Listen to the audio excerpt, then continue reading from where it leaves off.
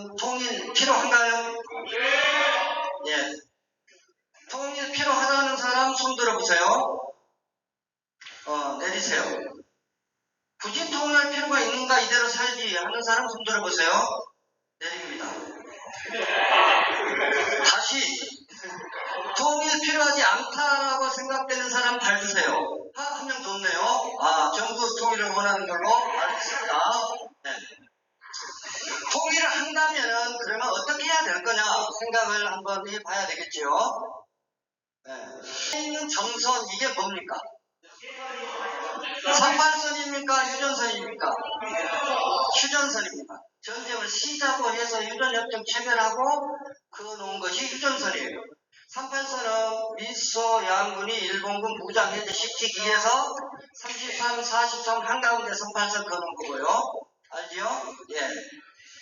자, 통일을 해야 되는데 지금 상황은 분단 상태잖아요. 그러면 어떻게 분단이 되는가를 먼저 살펴보는 것이 좋을 것 같아요. 1910년에 우리는 일제의회에서 국권을 침탈당했죠. 오랜 시간 걸쳐서 1945년 강복을 맞이합니다. 그러나 남과 북으로 분단되고 말았죠. 곧 이은 6.25 전쟁으로 인해서 분단은 더욱더 굳어지고 말았습니다. 이러한 분단으로 인해서 우리 한민족 공동체 역사 맥이 끊어져 버렸고 이산가족 등 개인의 아픔과 그 다음에 민족 전체 역량이 낭비되는 그러한 결과를 초래했다. 이렇게 볼 수가 있겠습니다.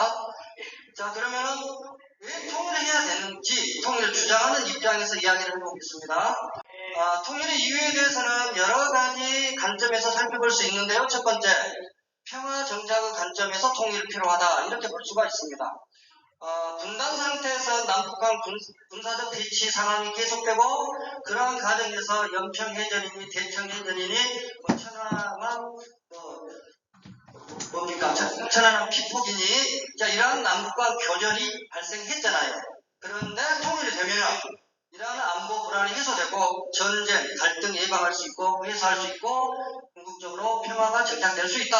그래서 평화 정착 관점에서 통일은 필요하다. 이렇게 이야기를 할 수가 있다는 겁니다.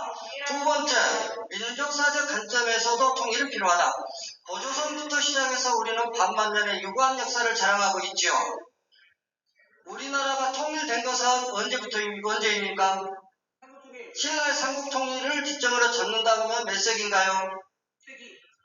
676년이니까 몇 세기예요? 7세기입니다. 지금이 2000년이 좀 넘었죠. 그러니까 1300년 넘는 이러한 기간 동안 우리는 하나의 민족으로 민족성을 유지하면서 아웅다웅 살아왔습니다. 그런데 현재 남과 북으로 거리가 잘려져 있잖아요. 분단이라는 이러한 애곡된 역사를 바로 잡아야 한다는 민족사적 관점에서도 통일이 필요하다. 이렇게 볼 수가 있겠습니다. 세 번째로는 이산가족과 실향민의 고통을 해소한다는 인도주의적 관점에서도 통일이 필요하다. 이렇게 볼 수가 있겠습니다. 관점에서도 통일이 필요합니다. 많이들 들어봤죠. 북한의 자원 노동력과 우리 남한의 풍부한 자본, 뛰어난 기술력이 결합이 되면 경제적 시너지 효과가 아주 대단할 거다. 이렇게들 이야기하지요. 북한의 광물 자원 중에 전 세계 매장량의 약 50%를 차지하고 있는 것이 와그네 사이트라고 합니다. 잘 알아두세요. 우리나라는 지리적으로 어떻습니까? 유라시아 그리고 태평양 있는 길목에 있어요. 대륙과 해양을 잇는 교통의 요지에 위치하고 있습니다. 그래서 유라시아와 태평양을 잇는 무역, 물류 중심 국가로 발전할 수 있다라는 겁니다. 이렇게 해서 2050년 통일 한국은 1인당 국민소득이 약 86,000달러로 세계 2위에 오를 것이다. 이러한 연구 결과도 있습니다. 자, 통일 한국의 국력은 향상될 겁니다. 국가 규모가 확대돼요.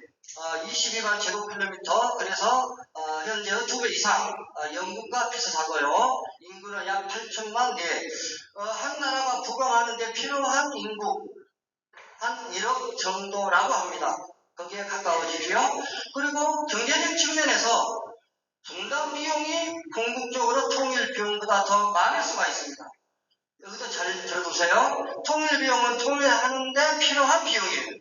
분담 비용은 통일되기 전까지 지속적으로 계속 통일되지 않는다면 영구히 지불해야 되는 돈이에요. 장기적 통계적으로 봤을 때 분담 비용이 훨씬 더 많다. 이렇게 볼 수가 있겠습니다. 자, 그럼 아니지요.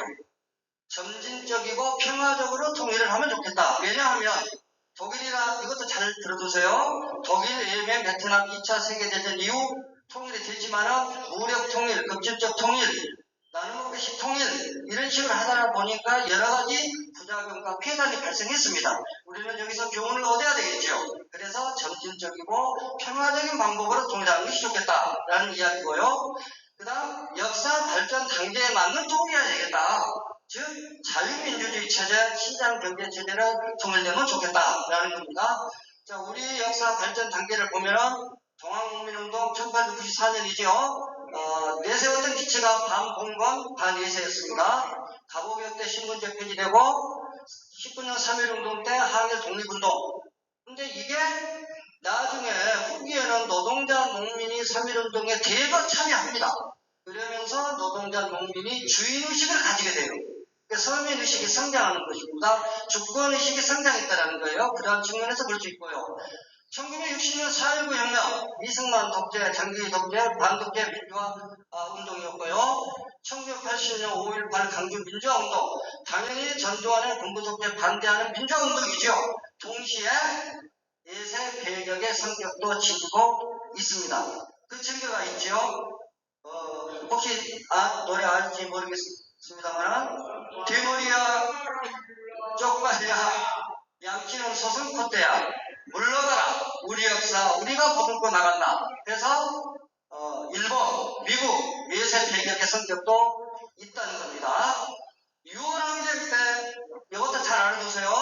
호헌, 철폐, 독재, 타도 이렇게 외치면서 민주화운동을 전개했죠. 그래서 6.29 선언이 나오고 그에 따라 직선제 개헌이 이루어졌죠. 자, 이런 식으로 통일이 되면은 우리 인류가 추구하는 보편적 가치 중에 가장 상위 개념이 선생님은 인간 존중이라고 생각합니다.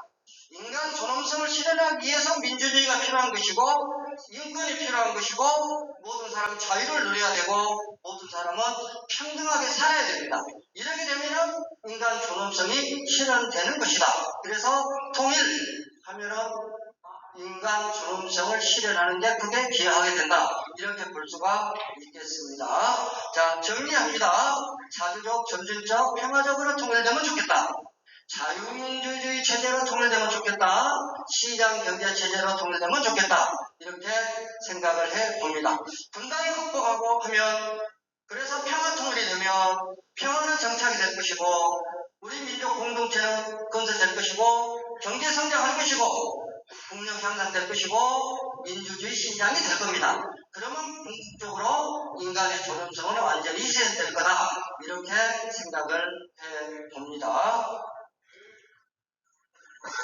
자, 학생 여러분의 통일에 대한 관심, 고민이 많아질수록 우리 통일한국의 미래는 더욱 밝아질 것이다. 이렇게 생각을 합니다. 수고했습니다. 이것은 이제 사전 교육이었고 이제 본격적으로 평화통일 역사 독도 관련 교육대회를 실시하려고 합니다. 시작하기 전에 3학년 학년 부장님 김소영 부장님의 간단한 말씀을 듣고 시작하도록 하겠습니다.